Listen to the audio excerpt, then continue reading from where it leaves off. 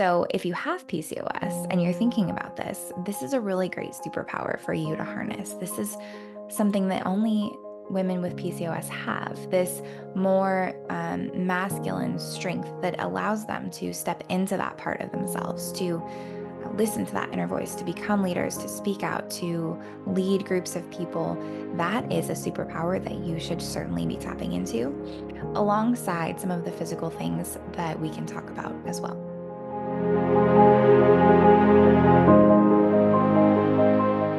Hello, my lovely friends. Welcome to today's episode of What We Tell Our Daughters. Today, it is first thing on a Sunday morning, and if I stumble over my words a little bit, that's why. I'm not usually used to filming first thing in the morning, especially on a weekend, but I did promise that I was going to keep doing this. So it is happening. And today we're talking about PCOS. Polycystic ovarian syndrome. So, I mentioned in the last episode that we're going to dive a lot deeper into some of the more tricky health topics for women, especially diagnoses they get or conditions that syndromes, I would say, a collection of symptoms that occur for women. And PCOS is the one that I think more and more women are experiencing now. We estimate that maybe even 10% of women have PCOS, and it does take a little while to get a diagnosis. And I see women come to me all the time with this myriad of symptoms that match PCOS perfectly. They haven't been diagnosed. They wonder why they have pain. They wonder why their periods are super irregular or they're having a hard time getting pregnant. And we're going to talk today about what that underlying cause is for PCOS, as well as some of the things we can do about it. But I want to frame this up in a few different ways so you understand how this is relevant for you. This is helpful if you have symptoms that you're not sure, what they mean, or if you might have PCOS. This is a great one to listen to if you're curious that you might, or you're thinking you might have PCOS. If you're having trouble with fertility, you've been trying to get pregnant for a while. Also, if you're just curious about, maybe it runs in your family and you don't have it, but you're worried that you might develop it eventually, then again, this is a really great one to listen to because we're going to talk about the marrying between genetics and our environment and our lifestyle and the things we do today that are making women more susceptible to having PCOS. And again, this is something that you usually develop over time. You're not just born and you have PCOS. We've given it this name, polycystic ovarian syndrome, because yes, usually your follicles you don't have one single follicle that completely matures. So you end up with lots and lots of these little follicles that when we ultrasound look like many, many, many little cysts on your ovaries.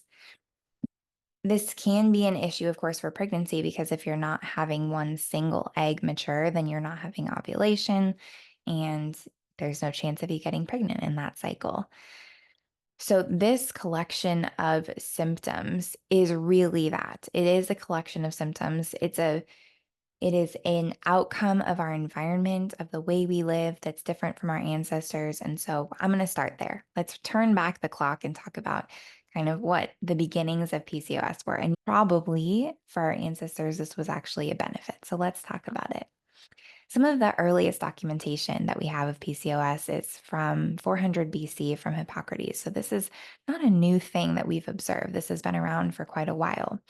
And basically with polycystic ovarian syndrome, we have this genetic alteration where women who have PCOS probably, well, they have some sort of gene variance that makes them worse at converting their testosterone to estrogen.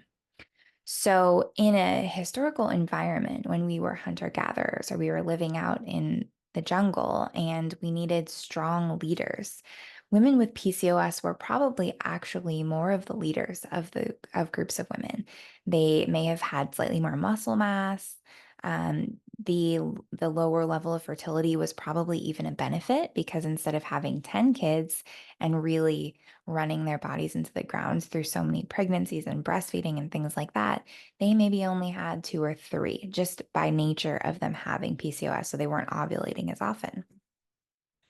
Again, remember that they were in our ancestral environment. They were out in nature all the time.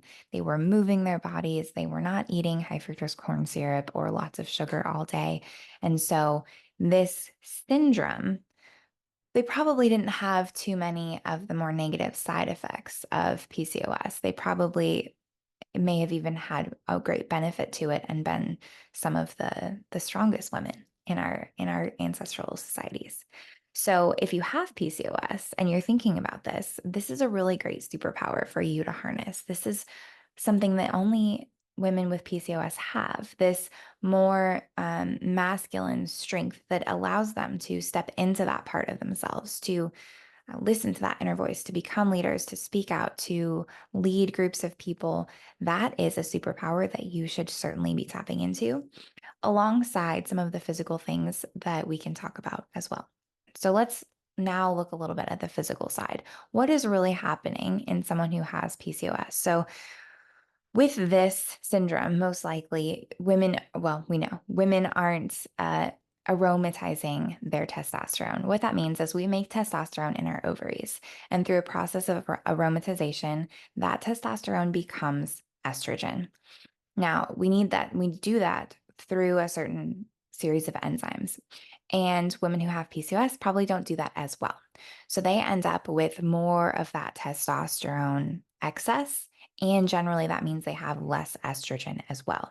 So there are also some more what we would maybe consider negative, or what a lot of women feel frustrated by, these symptoms like hair growth, having really oily skin and acne. Those are symptoms of androgen excess that often go along with PCOS as well, along with having super irregular cycles, not ovulating because we need estrogen in order to ovulate, and we need that normal hormone cycle in order to trigger menstruation. And when we don't ovulate, we don't create progesterone, and so our cycles become usually longer and a lot more irregular. So on a physical side, that's often what's happening with PCOS. Um, it's a self perpetuating cycle in a lot of ways because we aren't making enough estrogen. So the body is getting the message, the brain is getting the message like, oh, there's not enough estrogen. We need more estrogen. So it sends the message to the ovaries, make more testosterone so that we can have more estrogen. But we're not aromatizing our testosterone into estrogen. And so we end up with more and more testosterone and more of this androgen state, not enough of the estrogens. Hopefully this is making sense and we're starting to get a picture here. So in addition to that sort of genetic playing ground, again, in an ancestral world where we were living aligned with nature and we were eating from the earth and moving around a lot, this probably wasn't causing women a lot of problems. It's now in our modern day life where we work inside, we're not exposed to the sun, we're not sleeping enough, we're eating a lot more sugar than we ever were. We're probably eating a lot more often than we ever were because we have food everywhere, we have food abundance. So we're not having fasting windows, we're just kind of snacking throughout the day. All of these things in combination with this genetic underlying playing ground is what is leading to the issues with hormones and with PCOS now for women. We're going to talk about some things that we can do about it in a little bit. But first, I also want to just dive into sort of the phenotype of what it looks like for someone who has PCOS, or when someone comes to me, what are the things they're often complaining of? Usually they have altered circadian rhythm. So we have estrogen receptors in our brain, in the hypothalamus. That is kind of our master clock, you can think of. And so when we're thinking about a circadian rhythm, what we're talking about really is this natural shift that when it gets dark, we go to sleep. And when it's light, we're awake and we're active. And that circadian rhythm is actually very important for all of the cells in our body to do what they need to do. Our bodies rely on light input to decide how much of many hormones to make. For example, men have much higher testosterone in the morning because they get sunlight on their eyeballs first thing. Well, historically, we got sunlight on our eyeballs first thing in the morning. So we have this kind of daily pattern of hormones that we want to see. We want to see cortisol is higher in the morning and it lowers over the course of the day so that it's at its lowest right before we go to bed. And the opposite with melatonin. Melatonin is lowest first thing in the morning when we have that peak in cortisol. And slowly as evening comes, melatonin is creeping up and up. But what do we need for melatonin to creep up and up? We need no light, less and less light in the evening. And so, in addition to the environment being much different, and we're getting a lot different light input, we are also not getting the input we need from estrogen to help all of our cells do the job that they need to do. So, we have estrogen receptors in the hypothalamus. As I mentioned, that's kind of our circadian rhythm regulator. It's the one who decides, okay, or the one that it's the master orchestrator. It tells the rest of the body, here's the symphony we're following today. Now it's time to start the orchestra. It's first thing in the morning. We're all going to play together. And then as the day goes on, it's going to tell people what to turn on and what to turn off. Well, without estrogen, that clock begins to shift because we don't have any input coming in to give it that feedback. And again, in our modern life, we also don't have the light to help with that. So, estrogen is important for a lot of different processes in our body. We need it to help develop eggs, and we have a peak in estrogen around the middle of our cycle, and that's what triggers ovulation. So, if we're not aromatizing our testosterone to estrogen, we're not having ovulation. We have estrogen receptors in our pancreatic cells. That actually helps us understand how much insulin to make, at what times of the day we're going to make more insulin. That plays into our circadian rhythm clock because we make more insulin in the morning. Our body is expecting food to come in, it is ready to store food for the day. And as the day goes on, we make less insulin. So that means that if we're going to eat something sugary, it's actually best to eat that first thing in the morning. It's when we have the most insulin, and our body's going to be the best at actually using that and putting it where it needs to go. We also have estrogen receptors in our liver. Those help regulate how our body breaks down and stores sugar and fat. So we often see that, unfortunately, hand in hand with PCOS goes some weight gain because our body's not using fuel efficiently. It's kind of a two-way pathway. You can tell it's first thing in the morning on Sunday. It's a two-way pathway here where the lack of estrogen and the lack of the signals we need are making it more difficult to lose weight, easier to store fat. And on the other side of that, the more obese we are, the more fat we have, the poorer we do these processes as well. And that can exacerbate the PCOS symptom. So losing weight is one of the better things we can do to help regulate all of those PCOS symptoms.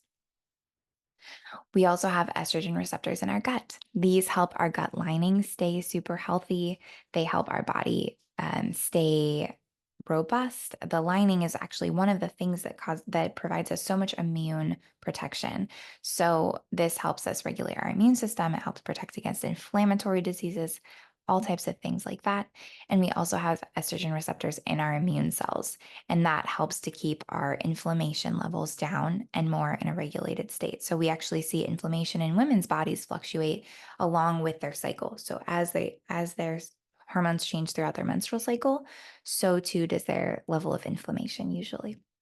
So you can see how there's this fine interweb between our hormones, between our environment, between, hormones. We think they do one thing, right? We think of estrogen as our sex hormone, as the one that helps with our menstrual cycle, but really it's helping to do all of these other things in the body in a really big way. We have estrogen receptors on our bone that help stimulate bone growth. So all of these things are super, super important, and it helps us create a bigger picture of why it's so important for us to address the root cause and really get to the bottom of these things and start to bring balance back into our bodies instead of treating all of these individual symptoms, because that is often the Western medicine approach. Oh, you haven't had a period in 2 months? Here, take a birth control pill. That way we can make you have a period, right? You have acne, take birth control. That's going to help. Oftentimes that doesn't even help, but sometimes it does a little bit. Or if you go off of it, you have this massive influx back, or even worse, acne than before. None of these things are true rebalance, and none of these things are helping all of these other symptoms and all of these other ways that estrogen plays in the body. Because birth control, yes, it's hormone, but it's not actually estrogen. It's a synthetic estrogen. So it's not doing any of these other things that we want estrogen to do in our bodies. So that's the interplay we have between environment, inflammation, we have this hormonal dysregulation, and then we also have insulin resistance as kind of this underlying player too. So there's a few different levers we can pull here. We can work on the inflammation piece. We can sort of work on the hormonal dysregulation piece. The best way to do that is through managing our circadian rhythm, because that's something we can absolutely control, what we do in our daily life, how we get outside, etc. And then we have this insulin resistance piece, which is also something that we can absolutely start to control with diet, with how we eat, when we eat, etc. So for the first piece here, inflammation and hormonal dysregulation, there's two things. With inflammation, balancing the hormones, really getting our cycle, our daily cycle, our circadian rhythm cycle back into balance is going to help with that as well. But one thing we can do is start to lose weight. So if you are overweight, then starting to lose weight and working on balancing your body in that way is going to help lower inflammation as well. So that's a really good place to start. For circadian rhythm, this is just amazing because there's so much we can do and it's actually so easy. Research shows that if you go out and camp for the weekend, just let your body completely align with the light of nature. You're not bringing a cell phone, you're not bringing flashlights, things like that. Anything that's, well, you can bring a flashlight for emergencies, but you're not bringing lights that you're going to use past dark. You're really letting your body align with, okay, when it gets dark, I lay in bed as long as I need to, and then I fall asleep, and then I get up when the light comes up. We can actually reset our circadian rhythm in 2 days, in a weekend of camping. For some people that are really far on the disrupted circadian rhythm scale, that might not be quite enough, but for most people, that's really going to help. And again, remember that many women who have PCOS have this shifted circadian rhythm. So they often are night owls. They stay awake a lot later.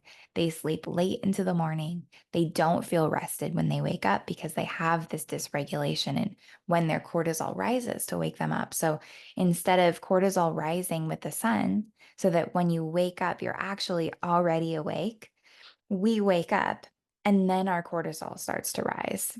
And so we feel very sleepy still when we first wake up. And again, same thing with bedtime.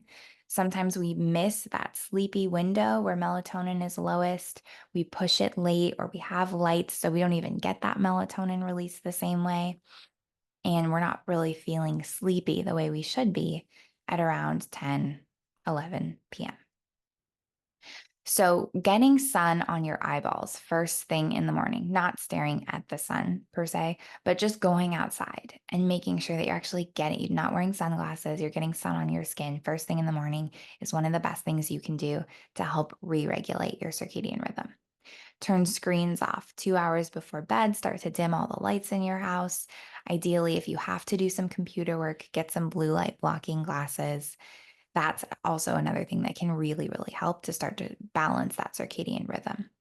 Another thing is midday, getting outside again. So trying to get as much light from the natural world throughout the day to help the body and the master clock and the hypothalamus understand again, okay, here's where light is the highest. Here, this is morning. This is when my cortisol should be up and my melatonin should be down. Midday, okay, now the sun is starting to maybe go down a little bit, although, in a lot of places, actually, that might be the height of the sun. That's great too. Even do a little bit of movement first thing in the morning. That's going to help bring your cortisol up naturally and balance that cortisol curve. In the evening, we can do lots of things that are, more like self-care things, just resting, reading, taking a bath, really letting the body slowly come to rest instead of, watching a show and then turning it off and just hoping that we're going to fall asleep. That's a lot harder for our body than giving it more of this slow wind down.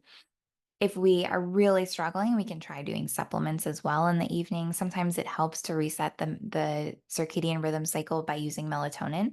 So you can take melatonin supplementation in the evening and you start with 1 to 3 milligrams. So for me, like if I take more than 1 milligram, I actually feel kind of weird and amped up. It doesn't work the best for me, but usually 1 milligram works pretty well. Some women can tolerate 3 just fine, and that really helps to get sleep going in the evening and then wake up coming in the morning. You don't want to do this for a super long time. Do this for a couple of weeks and then cycle off and take a break and see how your body is doing. And if we're able to get that cortisol cycle naturally normalize. We don't want to be having to take melatonin for the rest of our life. And it's not good for our circadian rhythm to be relying on an external source like that forever. So, those are some of the lifestyle pieces when we're looking at circadian rhythm balance. Another thing that we can do for balancing those PCOS symptoms is start to look at our insulin resistance. So, when we're thinking about insulin resistance, remember that we have those estrogen receptors in the pancreatic cells. So not only do we have this system where our pancreas maybe isn't functioning as well to release insulin at the right times, we're not as insulin sensitive as we need to be, but additionally, we're living in this environment where we have so much sugar coming in, so many carbohydrates, we're snacking all throughout the day. And so we also have a completely imbalanced input into the system compared to what we would have had many years ago in our hunter-gatherer societies. So for insulin resistance, really keeping our sugar levels low is super important. Not saying you have to cut out all dessert. I love dessert. But as I mentioned, insulin is actually highest in the morning. So maybe have your little bit of sugar first thing in the morning after you've had some protein and some fat, things to help keep your blood sugar more balanced. Having an eating window for women who have PCOS has been found to be super, super effective. So, what we would call more of like an intermittent fast. Maybe you start fasting for 12 hours overnight, which is really what our bodies need in order to start to heal and turn over our cells and regenerate them. So if you stop, eating dinner at 6 p.m., maybe you eat breakfast at 6 a.m. That's kind of an exaggerated situation. Probably most people aren't eating breakfast at 6 a.m. Maybe you stop eating at 7, like truly eating, you're done eating dinner at 7 p.m. and you eat breakfast at 7 a.m. That's a great place to start is a 12-hour overnight fast. As you get comfortable with that, you can increase it to 13 hours, to 14 hours.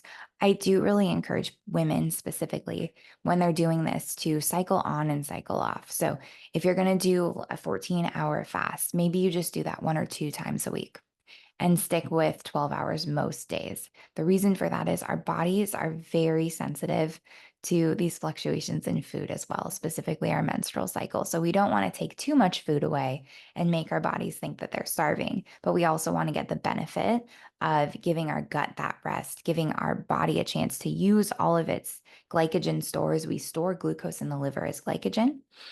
And then as we're not eating, we can release that, clear it out, and help our bodies become ready to, well, actually, once we've used most of those stores, our bodies will actually start to eat up old dead cells and use that for fuel. So it's one of the best ways. It's called autophagy, as to clean up. It's like the cellular cleanup we do when we stop putting so much in our body that our body's so busy with dealing with this input. It doesn't have a chance to take a look internally and say, is everything clean in my house? Are there any corners that really need to be addressed here? So, intermittent fasting is one really great thing that you can do as well. This is where I think having a blood sugar monitor, a continuous blood sugar monitor, can be super helpful for women too, because they start to see what are these things that I might be eating for me that are spiking my blood sugar personally, that are really affecting my ability to maintain this even balanced blood sugar. Because anytime we get insulin spikes and falls, that also plays into this hormone cascade and how well our body is able to do all of these other activities of daily life. We get a lot of fatigue when we have a sugar spike and a sugar fall. We all know what it's like when we watch kids have a sugar rush and then they crash afterwards. We have that as adults too. We just kind of have figured out how to override it. But the same thing is happening. And it doesn't have to be what we think of as straight sugar. Maybe it's just pasta. And we have that same effect where our blood sugar rises really fast and then it crashes and we feel really tired. Anytime that's happening in our body, we're affecting our ability to make hormones, to have balanced hormones, to just feel good in our daily lives. So we want to keep our blood sugar as balanced and steady as possible. And we really want to do it within that time frame to give our body a chance to utilize all of that fuel and clear it out. As far as supplementation goes, for women who have PCOS, inositol is a fiber, and it's one of the best things we know can help balance insulin levels and normalize insulin resistance in women. So that is a supplement that I recommend all women who've actually been diagnosed with PCOS take. I say diagnosed because there are myriad of symptoms that can look similar to PCOS but are not PCOS and are sometimes more dangerous or just more in-depth conditions that do need to be treated. So you need to have a diagnosis before you just say that this is what you have.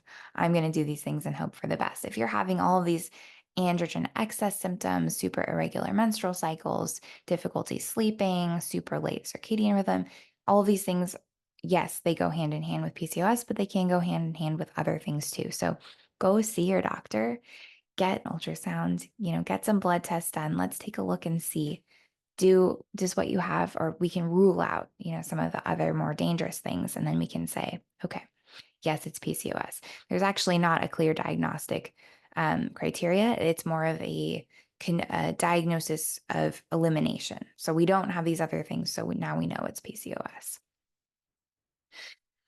So inositol is one thing we can do that we know helps normalize insulin resistance. We also can do vitamin D. So as I mentioned, our circadian rhythms are out of whack. We're not getting the sunlight that we used to get. Really, we want to be aiming for a blood level between 50 and 80 nanograms per deciliter. That's a more ideal place to be. Most doctors are going to tell you that if you're over 30 or even sometimes 20, you're fine. I think that's just not true. Vitamin D is super important for our bodies. It acts as a hormone in a lot of different ways. It's a cofactor for so many different processes that happen. And so the best way to make sure that we're actually taking the right amount of vitamin D or getting the right amount of sun on our skin is by testing our blood level. If you fall between 50 and 80, great. Whatever you're doing right now is perfect. If you're lower than that, usually it's good to take about 2,000 IU per day. Sometimes you could do 5,000 IU per day, depending on the person, to bring it back up into that 50 to 80 level. And then from there, again, you want to just test to make sure that you're not going over, because we can also have vitamin D excess. But that's a really great thing to do as well. We have magnesium. I love magnesium. It's one of my favorite supplements. It's just so nourishing. It is an important mineral for so many processes in our body, but it also has this lovely byproduct of helping to calm us, which we know for women who have PCOS, oftentimes they have excess cortisol. They don't really have the ability to feel super grounded, centered in their body. Maybe they feel anxious. Maybe they have some mood disorders, some anxiety, depression, things like that often go hand with PCOS too. On that same note, we can do probiotics. So getting a really great probiotic. Personally, I actually love getting probiotics just through fermented foods. But you can also take a probiotic, look for something that's 5 billion culture forming units or more. And you want to cycle your probiotics. You don't want to stay on the same one forever. Usually it's good to do one for about 3 months and then try something new so that we're not overpopulating the gut with one single type of probiotic.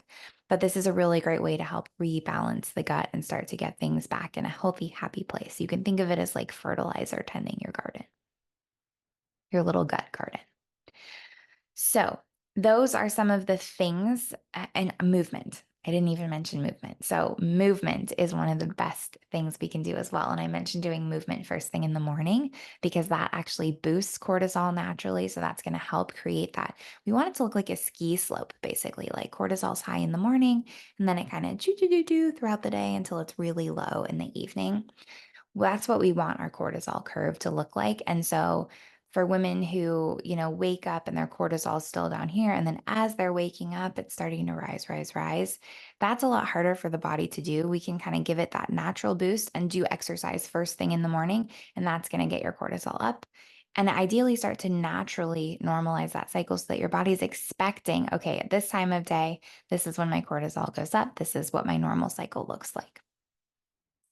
Weightlifting is fantastic because the more muscle we have, the more effective we are at using glucose. We pull the glucose out of the bloodstream faster. So if we're struggling with insulin resistance as well, having more muscle mass is going to help us maintain much easier blood sugar levels because we actually don't need insulin for our muscles to use glucose. Unlike every other cell in our body, where insulin fits into the cell like a lock and a key, and that allows the sugar to come in, the muscle actually just has a passage in it and the sugar can come right through. So we don't even need insulin for our muscles to use glucose effectively. That's why weight training is one of the best things we can do to help with balanced blood sugar and insulin resistance. as well as just moving as much as you can throughout the day. So just like our ancestors would have been hunting and gathering, walking around, being outside, we don't have to do anything crazy. Like no running marathons here. I'm just talking about a few times a day getting up from your desk, going outside, taking a walk around the block, or taking, I like to call them exercise snacks, which I never follow my own advice, but really this is such a great thing to do is like 5 minutes, set a timer every hour, every 2 hours, you get up and you do 5 minutes of whatever kind of exercise it may be. Maybe it's walking, maybe it's push-ups and sit-ups, maybe it's um, stretching or yoga or whatever feels good to you in that moment. You don't have to force it. It could be really gentle. It's just that practice of getting the body woken up and all of your cells talking to each other again. So, to recap, PCOS, this collection of symptoms that is a syndrome called PCOS, Polycystic Ovarian Syndrome. Again, we have all these little follicles that mature, and when in a normal, healthy menstrual cycle where we're ovulating, one single follicle ends up being the dominant follicle. The other ones fall off to the side. That follicle matures. At ovulation, it drops the egg. In someone who has PCOS, we have all these little follicles and we have no estrogen to trigger ovulation. And so there isn't this choosing of one mature egg or one mature follicle, I guess, to drop the egg. And so instead, we have what looks like a whole bunch of eggs in the ovary when we take an ultrasound. That's where the name comes from, polycystic ovarian syndrome. Again, when we don't have ovulation, we have imbalanced menstrual cycles. They last longer. They may be more painful. We don't have progesterone to balance out that cycle and help with symptoms like PMS. So oftentimes women have a lot of PMS as well. Root cause, when we look at that, we're looking at genetics mixed with inflammation, environment, hormonal dysregulation, too much sugar coming in, all of those things. So there's a lot we can do. Even just, take supplements aside, just look at what you do in your daily life. There's some few easy shifts here that might help you start to feel better right away. I do think supplements can help move us in the right direction faster. And I think working with someone can help move you in the right direction faster too. But it is really important to have a diagnosis. So go see your doctor if this if these symptoms are like, you're like, yes, this is me. This totally feels like me. I've been so curious why I felt like this. Or maybe you have a PCOS diagnosis and you've never known what to do about it. Now you have a starting point. Now you can go do. And I hope this was helpful for you. Again, this all ties back into every woman. Every woman's drivers are a little bit different. What helps one woman feel amazing doesn't always help another woman feel amazing. And so we want to find that balance of what it is that we eat for my body, for me, that makes me feel great. What are the things that are affecting my sleep that are going to help me sleep better and have longer, deeper, more restful sleep? And so I am starting to try to figure out how can I put all these pieces of data, all this tracking that we do together for each individual woman so that she understands what are her needle movers. What are the biggest things that she needs to focus on? Because as you saw here, there's a lot of things we can do. Is it reasonable tomorrow to go out and do all of these things? Probably not. This is a slow, gradual process. And women often get frustrated in the process because they think like, oh, I tried these two things and I didn't see any results. I didn't feel any better. And so they kind of throw everything out and think that nothing will help them or nothing is making them progress when really maybe they just weren't doing the right things for them, or maybe they weren't doing the right things for them quite long enough. And so I love looking at data because it helps us see what's starting to move our body in the right direction. And sometimes the data speaks before that feeling we have, right? Or alternatively, sometimes the data says, hey, you're great. And we have this feeling like something doesn't quite feel right. And we can use that data to say, oh, actually, yes, I can see here that my blood sugar has been super dysregulated for the last few days. And so even though, my Oura ring says I'm sleeping great, I can see that maybe blood sugar dysregulation isn't something that drives my sleep, but it is something that drives how I feel. So putting these puzzle pieces together for each individual woman, I think is just so valuable and so important. That's my little soapbox for today. So I hope this episode was helpful. Thank you for joining me on this slightly sleepy Sunday morning, and I will see you in the next episode.